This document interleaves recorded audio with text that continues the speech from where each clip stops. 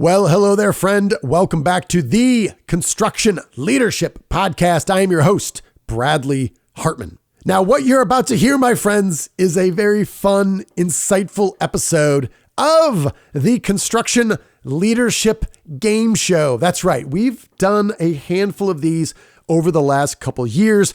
We have examined the Around the Horn show on ESPN, where they have a few insightful talking heads and they talk about different topics, and we try to keep it fun, but we also try to share some very real insights. We took that model, we jammed it in the construction industry and said, how can we do that? And in this episode that we also have recorded, we recorded it live with actual scoring system in real time. You can find that on YouTube. We had 3 guests that were attending and were leaders at the TEXO Safety Day. Now, TEXO is the one and only branch in the United States that represents the AGC, the Associated General Contractors, and the ABC, the Associated Builders and Contractors, both housed under one roof here in Dallas, Fort Worth. It's an incredible agency. We've had the CEO on in the past, Miss Melanie Rainey, and she's incredible.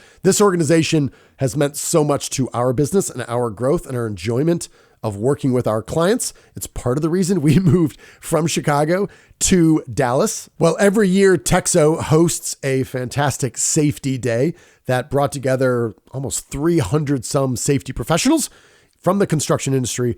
And there was a lot of fun. A lot of insights were shared. And at the tail end, we recorded this game show, and I will introduce the guests you will hear as we get started. But to clarify, it is Mr. Gradlin Franks of the Beck Group, Mr. Scott Sears of Walker Engineering, and Mr. Raul Ruiz of Moss and Associates. So we're going to jump right in. You're going to enjoy this. You're going to learn from it. As always, thank you for listening. Mr. Gradlin Franks of the Beck Group. He's the Director of Safety. He's been there 13 years. Boo. Hold your applause until I'm done, okay? There's structure here. He studied and played football, supposedly, at Texas A&M and Midwestern State. I texted him earlier and said, hey, I want to make sure I get this right. Did you play football at Texas A&M? No response, and he called me. He's like, hey, man, there's a story. Like, there's not a story. You either did or you didn't. He's like, no, let me sit down. We had 30 minutes, I could explain it. So that's where we're at. Gradlin routinely comes in dead last at the TEXO Fantasy Football Tournament. So round of applause for Gradlin Franks. Yeah. Next up, we got Mr. Raul Ruiz, CHST, CCHM of Moss and Associates. He's the regional EHS manager at Moss, covering Texas and California. Raul served in the Navy, is an OSHA outreach trainer, been a construction leader for 20 years. I did not know this. I wish I had more time to plan. You just claimed you were a quote unquote USC guy, yes, right. As if that's a good thing. So round of applause for Raul. And we got Mr. Scott Sears, PE, CSP of Walker Engineering, the Vice President of Safety and Loss Control. Under Scott's leadership, company's safety team has grown from 6 to 30 safety professionals, reflecting the firm's commitment to workplace safety. He's a graduate. It's tough to say whether or not he's proud of this, of Texas Tech University. Hey now. Mr. Scott Sears. By the way, I'm pretty sure that Bill Walton does not speak Spanish. You're gonna start this off with a dead man? Bill Walton is a legend. Rest in peace, Bill. I'm gonna give points right now to Gradlin, 2 points, and Raul. Therefore, Scott is already losing points. So that's how this works. It's not fair. You brought notes. We had 2 meetings on this, Scott. We're asking you questions like, we're gonna start with Scott right now. Scott, favorite leadership, Gradlin, get back behind your own podium. You're not gonna take points off for that? No, I'm not. Thank you. Good idea, though. Mr. Scott Sears. Yes, sir. Favorite leadership movie of all time, and please be prepared to defend it. Oh, Lord. First of all, leadership, sports movies, right? That's right. Yes. You know what? Thank you. The theme here, right? We're building off the Olympics. Thank you, Scott. I'll give you a point for that. Keeping us on the rails here. This is Olympic level leadership. So the theme here is going to be the Olympics. It's going to be sports. So your favorite leadership movie that has a sports theme. Well, you realize that most of the sports movies that come out in the last 50 years have been pretty crappy, right? Some of them tell great stories about overcoming odds and everything, but very few of them, at least in my opinion, deal with the heavy side of leadership. You know, you've always got your Hoosiers, Friday Night Lights, things like that for sure. But you have to look at the teams. If you're talking about leadership, you have to look at the teams. And in that vein, I would say Glory Road, which is about the 1965-66 Western Texas College. A coach that took the job had taught high school and girls basketball. He ends up in Western Texas. He goes up and plays mighty Kentucky in 1966. The thing about that show is it was the first time it had ever happened. You have to think about what the world was like in the 60s. And at that time, the political unrest, the Vietnam's getting started up, the race relations, the political things that were going on. And what he did was he took a team where he played all black players against the all white Kentucky Wildcats and beat them. Just a phenomenal show. And his story about the leadership he had in that was phenomenal. All right. Glory Road. I'll give two more points there for him. Raul, same question. Favorite sports leadership movie? And if you're wondering, no, Tropic Thunder is not a sports film. Well then, I think, and this might be an easy one, there's a couple, but I would say Remember the Titans, right? That's always a good one where you look at the leadership and kind of going along with what Scott was saying and the time of our history in America and what was going on at that time, and the ability to bring young men together in a community that was maybe facing some unrest and upheaval, and being able to solidify through leadership and being able to execute the highest levels and being able to deliver a really good message across. So imagine you've got someone young in the audience, 25 years old, been out of school a couple of years, and they say, hey, I'm looking for a leadership movie, and I want you to tie this back to a specific behavior you want them to exhibit on the job site. You have them watch Remember the Titans. I hate that movie, by the way. But anyway, you have them watch Remember the Titans. I only heard that about 10 times before. You did. I told you not to mention it. I threatened you with negative points, but we're past that. Yeah. They're watching Remember the Titans. What would you...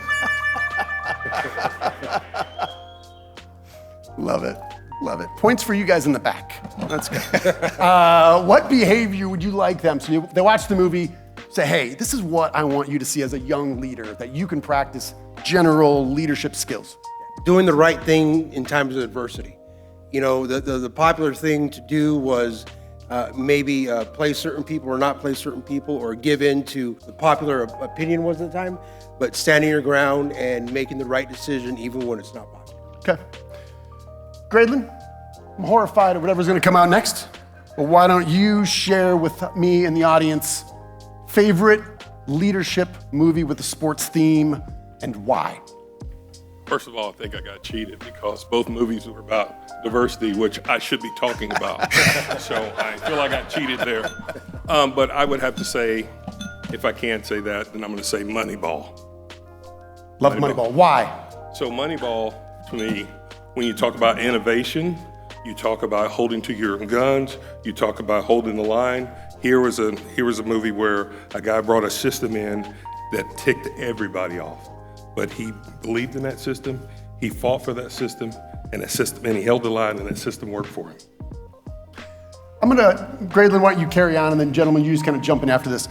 I know this has probably never happened to you in your careers in construction, but it happened to me where there's an innovation.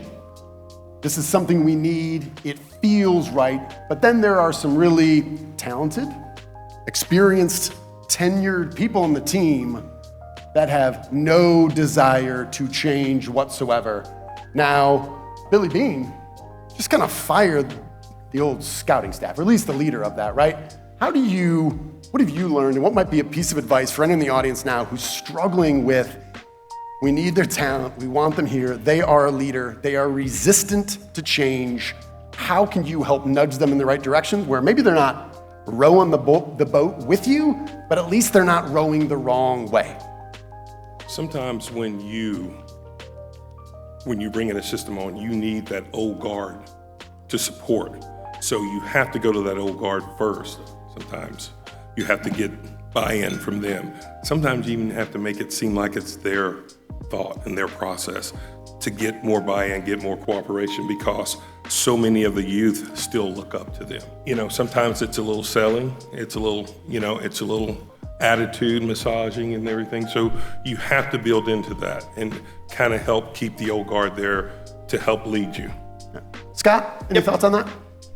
Yeah, I would agree with that. The thing that I would add to it is, with all you distinguished gentlemen, is I look like I'm a little bit older anyway, is the problem that I run into a lot is generations change. A lot of you folks out there, y'all use Instagram and whatever's current right now, and I hate all that stuff. I can't stand it, but the current generation loves it, evidently. So when they talk about bringing in new systems, that's how I try to put things in context. I want to make sure that they understand we're not trying to do the same things we've always done, but we have to adjust and go forward a little bit. In fact, probably the two or three biggest things that we've done at my company over the last 5 years are things that for the first 2 years, I was absolutely against it. So when the guys come in and want to talk about things, it's like, tell me what you want to do, build the case, let's go, what do you got? Yeah, I love that. A discussion for a different time, but I think in the organizations that we've collaborated with, this idea about how you build a business case that is something that can be shareable, it's a story that can get people thinking differently, I think is a weakness. But Raul, anything to add on this as we kind of wrap up and move on to the next question? Well, I think there's the ability or the need to always be adaptable and agile and change and improve. So believing in the mindset of continuous improvement, right?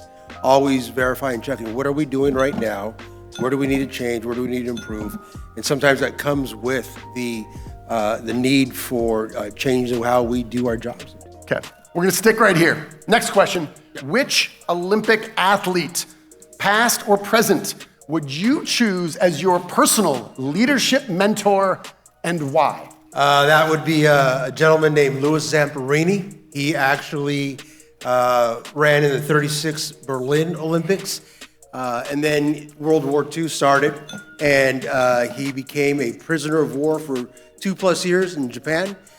Came back and finished his running and collegiate career at the University of Southern California. And Never heard of it? So that was way back when, again. So he wrote books, and there's movies made about his life, the pain and the suffering that he endured. He did great in the 36 Olympics. But everybody was saying his brightest future was still ahead of him. He was a young kid just out of high school, and so he had a bright future. And then World War II happened, and life changed dramatically. And it affected him dramatically also, too, being a prisoner of war. So coming home and being able to deal with that and the struggles with that and actually being able to overcome it. I've asked this question to a lot of people. Louis Zamperini never showed up at all. I like it. Way to be different. If one of you guys says Michael Jordan, it's all over. But let's go to Scott Sears. Next question. Same question. Next person. That's you. You start talking. Let's give you a point. Good. You did me. All right, so Michael Jordan. I just lost my point, I think. I don't know, I can't see it. Point for Gradlin. Point for Raul, please, thank you. It's got to be Michael Jordan, though, again, with that team concept. The thing about him is obviously one of the most massive talents of all time. Just spectacular. Probably on the leadership side, it came more about, I think anyway, with his Chicago Bulls team. He'd go out and they'd make the playoffs or not make the playoffs early in his career, but he's an all-pro, he's the MVP, he's all these different things. He's scoring 65 points. It's phenomenal what he does, but they were not getting anywhere with it. They weren't winning championships. Those things didn't happen until he figured out how to bring the other people with him, the Scottie Pippens, the Cartwrights, the Paxsons, the different people. And it's not that they had to be great, but he had to get them to contribute. So even though his points would go down in those games, they started winning championships. And once he figured it out, he won 6 in a row. Had a 2-year break in it, but he won 6 in a row. So not too bad. Not too bad. Are there any habits or practices that you have that You're always trying to think about continuous improvement in your own life, in a leadership capability. Any sort of habits or things that you'd recommend to any of us in the audience? Yeah, I mean, it's kind of going along with that previous answer that I had, is diversifying a little bit. Stupid things, I mean, I'm pretty set in my ways politically, but on the way to work, I'll listen to different stations just to see what they have to say, and see if I agree with them, or see if I can make a legitimate argument against it. I do the same thing through books, read a ton of books. In fact, with where we're at, we push that all the time, is take a look at these ideas. And the point is not to adopt everything that's in any one book, because I don't want anybody to ever be a copy of me. I don't want that. I want them to be the best themselves they can be. And so if they can pick up things in these books that I like that, if it's watching me or saying I don't like the way he did that, that's fine. There's no problem with that. So pushing them to always open themselves up, even here. We brought a lot of people up here, and the reason is I wanted them to see a lot of y'all, because we don't always agree on things, and that's fine. Along the same lines, when we do presentations or investigations, things that kind of got a little bit hairy, what we'll try to do is take some of the younger safety pros that we have and put them in an environment where they're not going to participate in it, but they're going to see what kind of questions come up, the politics, how you deliver things, because the style is just as important as the content, and see how things go in that type of a setting, and it works. Okay. Gradlin, maybe build on that just a little bit. What advice might you have for encouraging some dissent, to allow other people kind of to ignore hierarchy, to be thoughtful, but also be open to sharing their opinions? Because a lot of times, you've been at Beck a long time, you're the director of safety. It is not unrealistic to think someone who's only been in the organization for a couple years has a strong opinion, and they think it's an insight, but they feel it's dangerous to communicate that to someone higher in power. How might you handle that or think about that? Well, you always have to support your team. You always have to give them the ability to be heard. We always say, we want you to be heard, but you need to be right. So if you come out with a question or you come out with a statement like that, do your homework. Make sure you're always right. It's okay to go against the grain. It's okay to not agree with the crowd. But if you take that stand, make sure you're right. I like it. Come prepared. And support it. Same question there. Which Olympic athlete, Gradlin, past or present, would be your personal leadership mentor?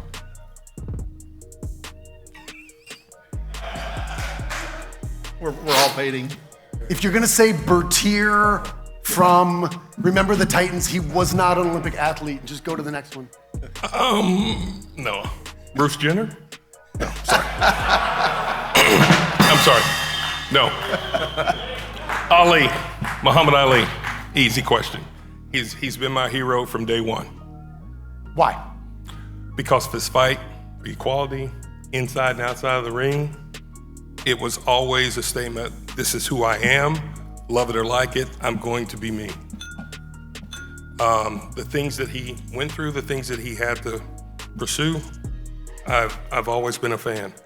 During that time, even to this day, it's not the fact that he's this lovable or likable person, it's, this is my life, you have to understand it through my lens and not through anyone else's. And I think that's a problem that we have today, that everybody wants to project their perception on everything, but it's okay not to understand.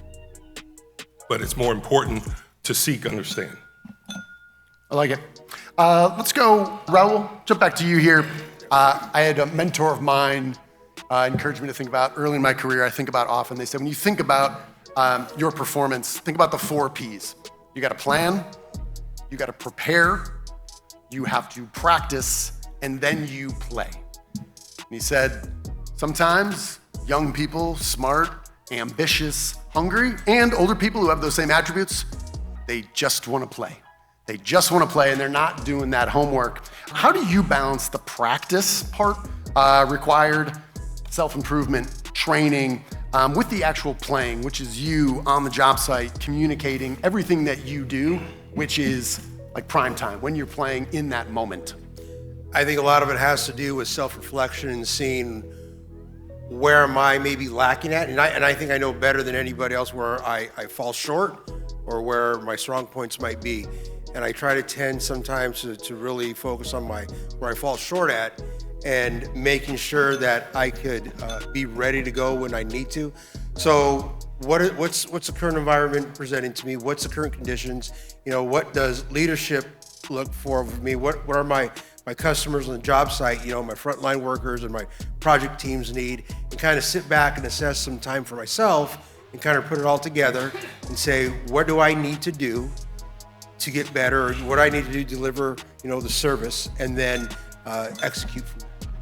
Would you mind going just a little bit deeper, that one moment where you said, I set aside time for myself? Yes. One of the questions we often ask executives is, how often in your calendar is there dedicated time, no computer, no phone, for you just to think about the culture, the values, your team, your customers?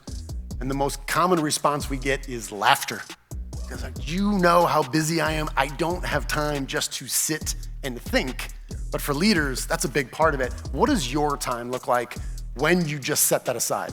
I don't have any blocked out time per se, so I try to look at my schedule where I can and be in my office and kind of understand where we're at. What I do know though is the busier I get, I get commitment to that, the more intentional I have to be with that time, because it can be so quick not to do that anymore or to lose that. And I think I don't serve my people as good when I don't do that. When I'm just reacting to everything, right. I don't do that well. When I kind of just make that intention, and it might be an hour a week, it might be 20 minutes a day, whatever it is, I try to block some time out or force myself to do that, especially when it's not easily there available. Absolutely.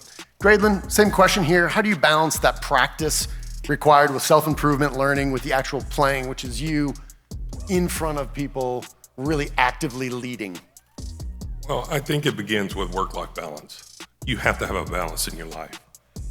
If home is not right, it affects work. If work is not right, it affects home. I'm a father. I have a 13-year-old son who is everything to me. One of the mistakes that I made early was that I would come home with a lot of work on my mind, failing to spend that time with my kid.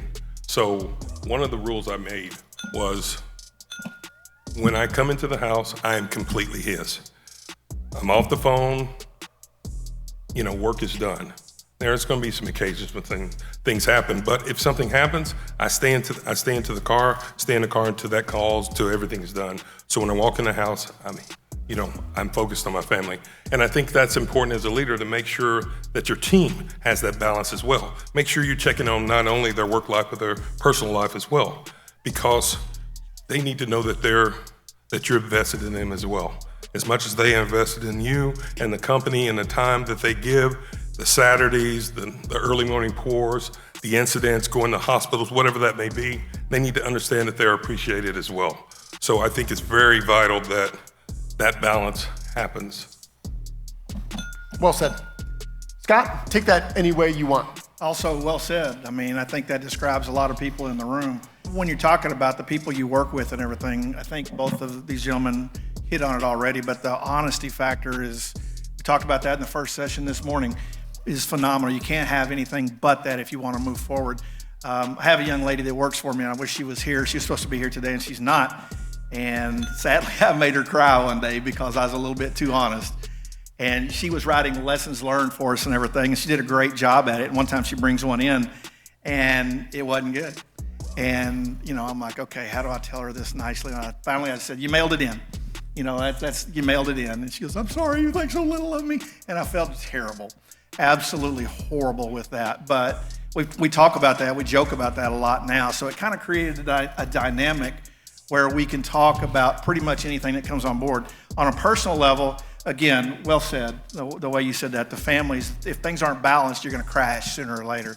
A couple things that I do that try to keep that is, first of all, most people say unfortunate. I consider myself fortunate and always have been fortunate to have a pretty decent drive to wherever I'm working from wherever I live. So I have an hour roughly in there where I can think. So turn the radio off and just kind of go over things, play things out. That helps prepare for the future. That helps kind of digest what you've been through. And the last thing, is, and I get laughed at a lot at my office about this, but when I come in early and start the day, first thing I do is I do a crossword puzzle. I'm one of the 8 people in the room that probably still subscribe to a newspaper and doing a crossword puzzle. And there's 2 reasons for that. One is a lot of athletic injuries, a lot of concussions over the years. Make sure I'm not slipping. I know what you're thinking. Number 2 is, if anybody does crossword puzzles, is you never just go through from beginning to end and get everything right. You go through and you answer some of them and you go through again and you see it differently. And I try to push that amongst our team and amongst our company, as we have to look at things a little bit differently at times to get where we want to be. So really enjoyable, really starts the day. No matter what plans I have or any of you, whatever you think you're going to do at 7 o'clock in the morning, usually it does not go that way. So making sure that you're balanced and ready to go is pretty important. I like it.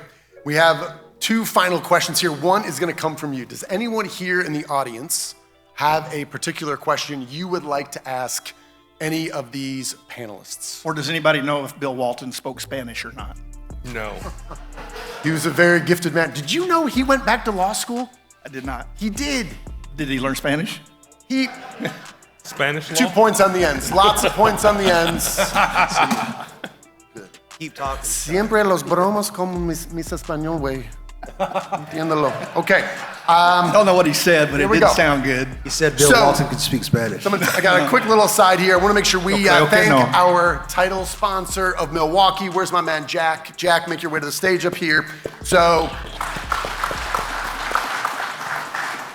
if Jack's not here, literally anyone in a red shirt will do. I don't care. Got a schedule to keep.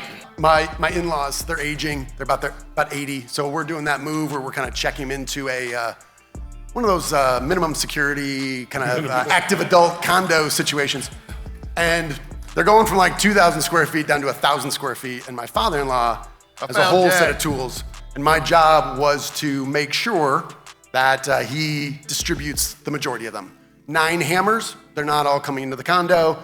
He had a jackhammer, I don't know why. The table saw, but I saw him like sneaking over to his car, like putting something in. I'm like, what do you got over there? Come here, fella. I'm like, this is my job. I love you. You can't take all these tools. And he had a 1972 Sawzall. And he goes, I'm gonna take this.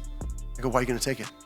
He's like, because I love it. He's like, this thing's older than you are. I go, it's completely irrelevant. I go, when are you gonna be using a Sawzall in your condo? It's like, if I have a small project in my garage. I go, you don't have a garage, man. It's gone. And he goes, this thing still works as good as it did since the day I bought it. And I said, I get it. So, got to pick our battles in life. That's part of leadership. Right now, in the vanity in his bathroom, on top of some towels, is a 1972 Sawzall sitting right there. So I think I want to thank Jack, get up here, dude. What are you doing? Come over here. Yeah, you got to get on stage. We got to do it for real. So while I love the fact your tools last forever, 50, 60, 70 years in, maybe a little planned obsolescence might help the bottom line there. But so here's the question. Gentlemen, this is the final question. The final question is a number. So in 2005, Milwaukee led with the innovation that came to these lithium-ion batteries. Jack, question is... All right, we ready? How many lithium battery packs has Milwaukee sold since introducing the technology in 2005? A bunch. That we're looking for an actual number. Since you said bunch, we're gonna finish with you to give you some time. Scott, the answer we are looking for from each one of you is one number. Whoever is closest gets 5 points. Scott, you're up. 32 million. 32 million, okay. Raul. 3.2 million. 3.2 million. Million? Million. Million. Just million. Okay, checking, all right. 32 million and one. I know. 32 million and one. I knew you were going to say that. Jack, the answer is... The answer is 50 million. 50 million. 5 points to Gradlin. I take back everything nice I said about you. Very sneaky. Round of applause for Milwaukee for being the title sponsor today. Thank you. One last thing. If you could have one last message that would kind of encapsulate what you've been thinking about recently in your leadership role that you think is important for your team, your company, the industry, the partners on these job sites, that would be somewhere in the neighborhood of 12 words or less. Scott, that's really for you. Raul, Scott, and Gradlin, 12 words or less. What would that message be for our audience as we close out? That would be care. Whatever we're doing out there, let's make sure we're doing it first with the understanding of caring about our people out there. Okay, I like it. Gradlin, you're up. Servant leadership. Take care of your people. Make sure you take care of your people first. Okay, 1 point for that. Scott, I was just joking. You can go as long as you want to go, man. Let it rip. What do you got? Don't go looking for the right people, the best people you can find. Build the right people within your organizations. It works better. Love it. All right. Beck unfortunately sponsored this event. Did that have anything to do with it? Nothing to do No with it. coincidence there. Ladies and gentlemen, thank you much for your engagement with it. That's all we got. Thank you. Thank you.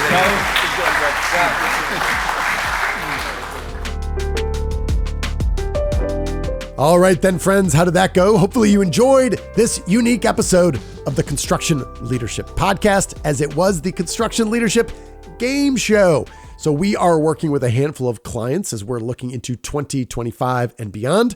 If you are interested in hosting a construction leadership game show at your local conference or event, this is something that we do. And obviously this also lives in video form with YouTube in addition to the podcast. So if you're interested in this, don't hesitate to reach out directly to info@bradleyhartmanandco.com. And if you did get value from this, please rate and review. That means more to us than you know. And whatever podcast player you're listening to, our goal is to grow the podcast, to bring our construction community closer together, to help us build more productively, safely, and profitably. So that would help a tremendous amount. So thank you very much. And I'm done. We're going to close out with our leadership mantra. You, my friend, are owed nothing. Deliver value first. Make it a great week.